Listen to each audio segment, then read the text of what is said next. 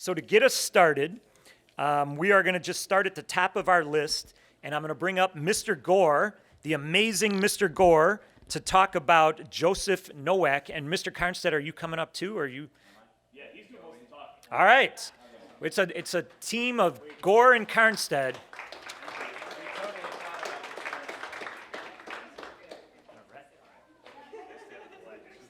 Yeah. Hi, everybody. Good afternoon.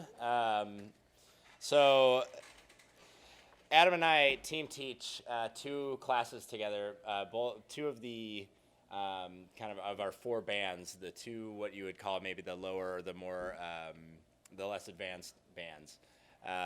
And so he and I, whenever we get to nominate, we always get our heads together and say, all right, what kids do we think are really standing out? And there's a couple ways that we think about it. You know, it's really easy, as Mr. Gore said, and even as Dr. K has said, it's really easy to nominate those kids that are like the all-state clarinet player that's going to go into music performance, and the kid who's been, you know, doing all of these extracurriculars and just been just an incredible musician. But what we find also really valuable is the students that come to band every day prepared just because they want to play, and like without, and you know, and Joe is a very, very fine trombone player, but we know that that's not, you know, that's not where his main passion is. That's not where his career lies necessarily, but we wish he keeps playing, certainly. But those kids that come into band and like, you know, I want to be here, I want to try, I want to do my best, I'm going to help the members of my section, and all that stuff, which is all well and good. But what sets Joe apart is just the amount of help that he gives us. Like, I have never had a student that has come up to me before a marching band rehearsal, like half an hour before a marching band rehearsal, and said, all right, Mr. K, what do you need? I think I'm going to do this. I got this. You need to get these ladders out. I was like, I haven't even had time to think through all this stuff yet. I don't know what I'm doing. And like, he knows what we're doing already. So it's just, it's always such a big help for us to have somebody that is just doesn't even need to be asked what to do, can just know kind of how the way that we want to do things, and the way that you know, that our rehearsals go, and knows kind of intuitively how to help others and get us set up for success. And it's not a new thing. He's been doing this for all 4 years he's been in high school, and it's probably about darn time that we recognized him formally for this. So yeah, so that's Joe. Mr. Gore, you want to add anything? Just one quick thing. We just got back from a trip down to Florida. We played in the Outback Bowl and marched at Disney World. It was a lot of fun. Joe was along on a trip with us, and my wife was along as a chaperone as well. And she doesn't know all the students in our band. And I said, oh yeah, Friday I've got this True Wildcat Award, and we're recognizing Joe. And she said, oh, who's Joe? Do I know him? Is he in your wind ensemble? Because she knows the wind ensemble kids pretty well. I said, no, he's not in my wind ensemble. Oh, who is he? Well, he's a trombone player. Well, you got a lot of trombone players. Which one is he? I said, he was the one who was out crawling around in the back of the truck, unloading instruments and throwing uniforms around. She's like, oh, that kid. Yeah, he's your student of the month. Definitely. So not just Matt and I that see him every day, but even people on the outside recognize this is something special going on there. So congrats, Joe. Well deserving.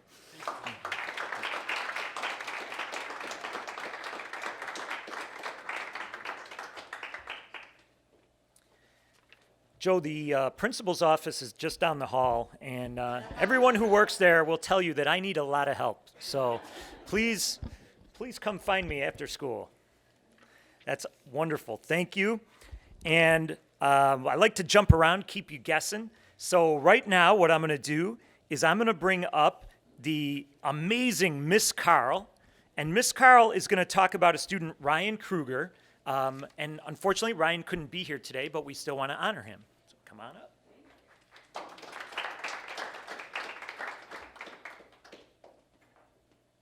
So this is going to be brief, but that doesn't represent the amazing progress that Ryan has made.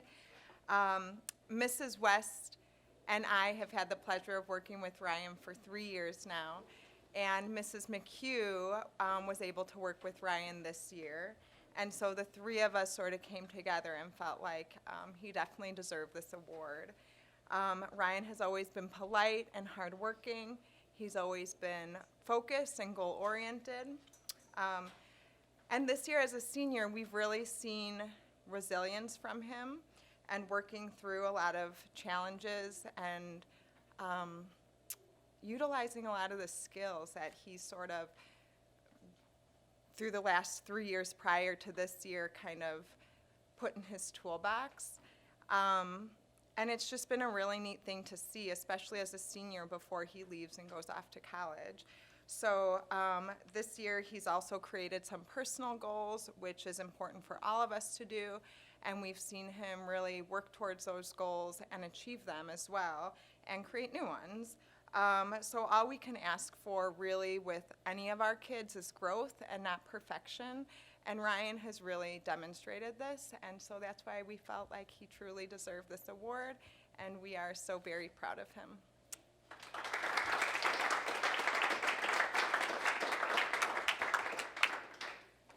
Thank you, Ms. Carl. And we have Ryan's picture up here on the board, so you get to check him out and his beautiful smiling face. All right, we're going to keep it rolling, and we have just the awesome Mr. Davis, who is here to talk about Chris Beattie. Come on down.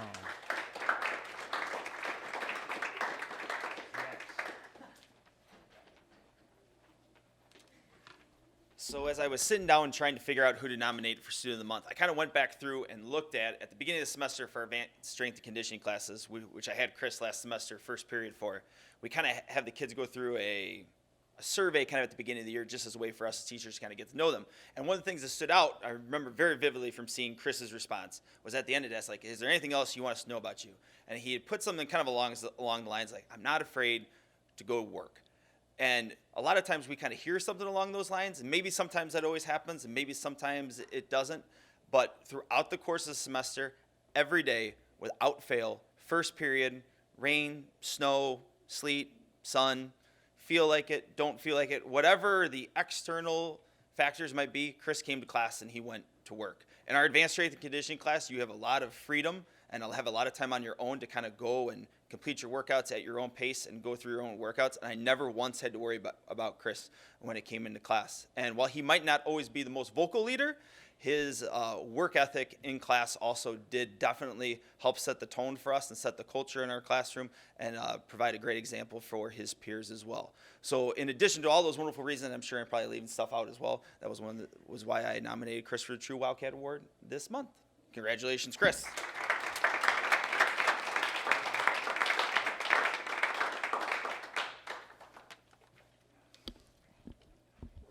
I might have to talk to you, Chris, because I've made some New Year's resolutions that involve the gym. We'll see how I stick to those. All right. We're going to keep the CB initials going here. Let's bring up the incredible Mr. Gerlach, who's going to talk about Christopher Boyle.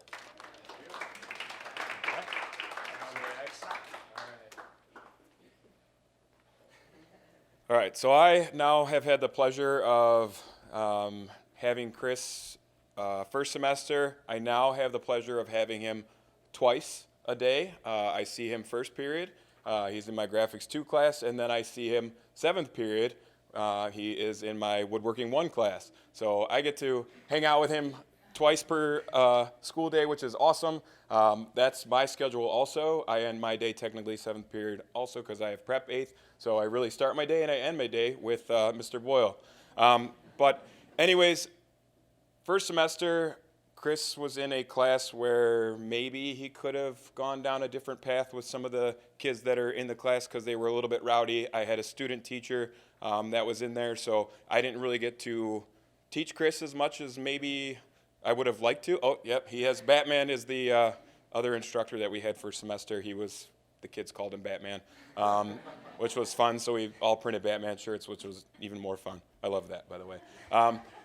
But so I still got to know him in that particular class, and I could always count on Chris to be on task, doing his work, and then pursuing to do better than in graphics. Well, I come to find out later that he liked the class well enough, now he's going to pursue it as a career.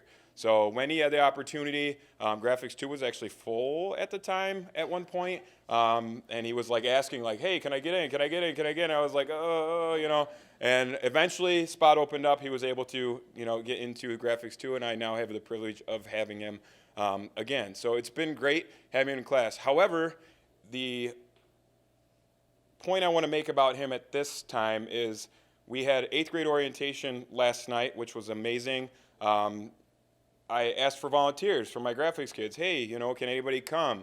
And nobody answers. I get the chirps and crickets in the back of the room because nobody really wants to volunteer for that because they were, here till 8 o'clock at night.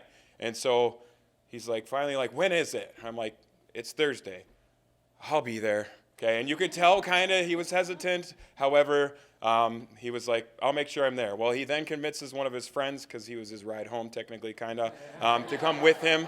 And they both did an amazing job. He was able to, and business-wise, apparently his dad somewhat did some business-type stuff at some point in time and really kind of wanted Chris to pursue that. However, he's going to pursue graphics, which is amazing. But you could see that in him, quite honestly, because he was actually like grabbing the kids or having them gravitate to him, and he was pushing our classes so much for us, and he was the best student I've ever had come and actually help us to get the 8th graders to understand what it all is all about, and hopefully, some of the kids that he was able to kind of finagle over to him and gravitate to him and explain to what, it's all about. And besides Mr. Gerlach being cool, they were actually going to learn things overall, and he's just been such a tremendous kid to have in class, and his maturity is above and beyond most kids, to be honest, which makes my life a lot easier, but I can always count on Chris to be doing his work, and it's been an amazing year, semester. I still have a little bit to go, so hopefully things go well throughout the rest of the year, but it was an honor to nominate Chris for our True Wildcat. Thank you. Appreciate it.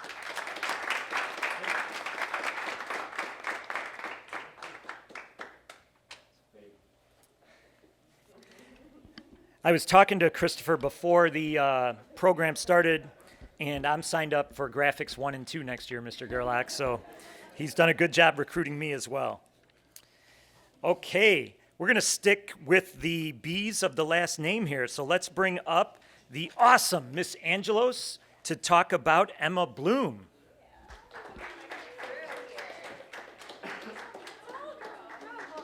Oh, we're bringing the whole LST up, all right. A through F LST in formation. Mr. Boyka. Yeah. The A through F LST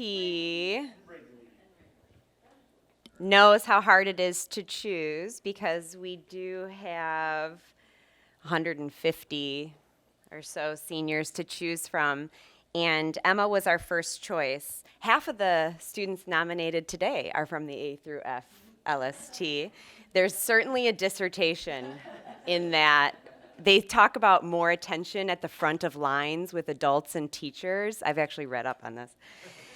But Emma Bloom was our clear choice because she spends every day in the LST and is our ray of sunshine on a daily basis. I have watched Emma Bloom literally bloom. From guiding an unsure freshman who was just trying to do school and get through, to supporting this confident senior who is laser focused on her future. It has been my pleasure to be a part of Emma's high school experience. When I asked Emma to represent Libertyville High School as a student ambassador who would offer new tours to families, I've never had such an elated response. She yelled and jumped up and down, she gave me a big hug, and then she made multiple appointments to ask specific questions and research detailed information that she could share with new families. She poured over our school report card online and our profile on her own time and came to my office in marvel to compliment the success of LHS and its students and staff. She's since welcomed new students with open arms and made a positive impact on their transition. Even though her transition could, also use some assistance. We were just talking, Emma's actually a student who listens. So she comes to my office, she asks good questions, but she takes in the information and applies it and works so hard. It is so impressive.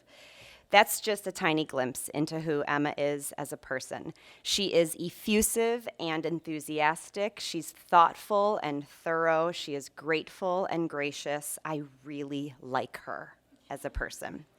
I'm going to miss her. I'm going to miss her help in the morning when I'm carrying too many bags, and she's the only student who gets up to open the door for me. I'm going to miss hearing her voice in the LST when she announces her random thought of the day. I'm going to miss her, but I know that she's going to live such a full life, and she is going to spread kindness wherever she goes, and she's going to continue to make other people happy, and so onward.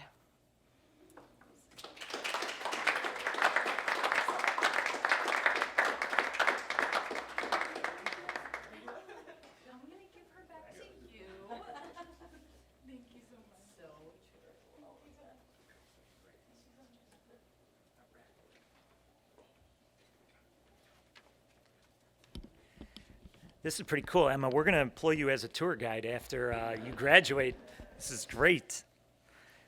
All right, so now I'm going to bring up the awesome Miss Elmore, and she's going to talk about Jacopo Franciosi.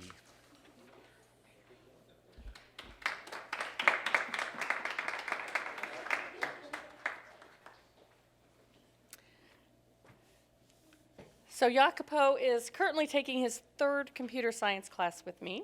Over the past 3 years, I've gotten to know him pretty well, I think. This year, he spends 2.5 periods a day in my room, typically.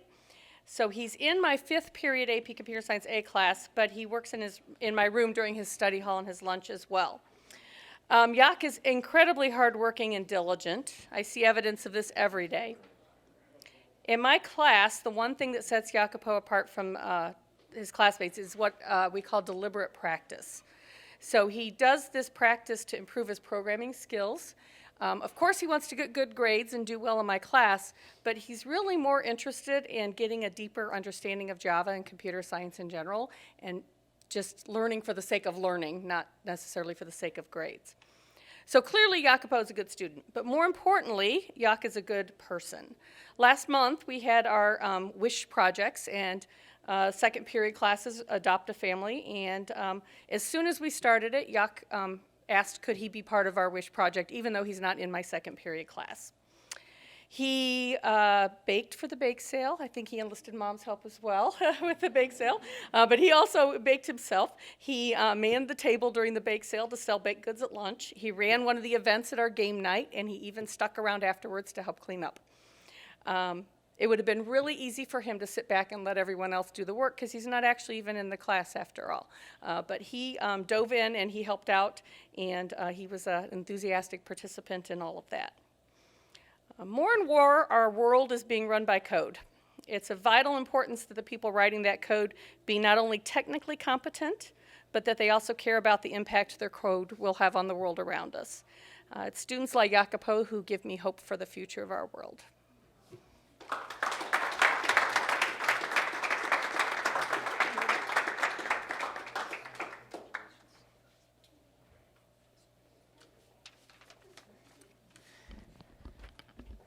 I've watched Miss Elmore's class, and that's some pretty complicated stuff. It's a lot of ones and zeros, and I'm glad that Jacopo understands it because I did not. All right, our next student is one of our newer Wildcats, so we are so happy to bring up the amazing Mr. Ebling, who's going to talk about Reyna Wu.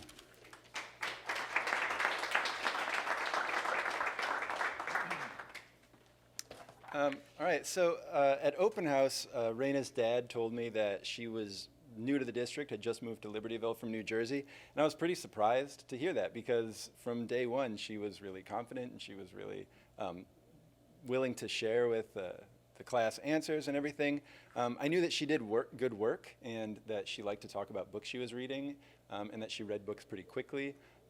And so there were a lot of things that impressed me about her, but then to know that she was able to sort of seem so at home in class and be brand new was great. But I made a mental note to check in with her to see how she was doing. And by the time I did that, she was already, it was commonplace for her to be welcomed by just a series of hugs by other students in the classroom. And she had really quickly made herself an indispensable and beloved part of our class. And I could see in LHS in general. She joined Drops of Ink, which she just told me was the first time she'd done any sort of journalism, and had a feature article in the publication that was great. And then her involvement with the swim team showed that she just really jumped into life here with both feet. And Reyna's dad told me that she's a good writer too, but parents say stuff like that, so I was like, okay. But you guys, seriously, Reyna is such a good writer. Like, everything she's written has blown me away, and especially this Shakespeare project that we did, where she wrote a really amazing analysis of a character and recorded a podcast with her group mates. Reading her paper and then again listening to the podcast, I stopped in the middle and went and found another English teacher and said, like, can you believe a student is doing this sort of work? And it's the sort of student that really intimidates you as a teacher, because you're like, they're smarter than me. And she's really good in her writing. She can express complex, deep thoughts clearly and simply. And I just love hearing what she has to say about the work that we're reading. And that's impressive, yes, but more than that, she's really inspiring in the way that she opened herself to the new community. And even when it has been tough, she's even kind of let us in on that and talked about some of her friends in New Jersey and things that she is staying in contact with. But the way that she brings her curiosity and passion every day is really admirable and inspires me. So thank you, Reyna.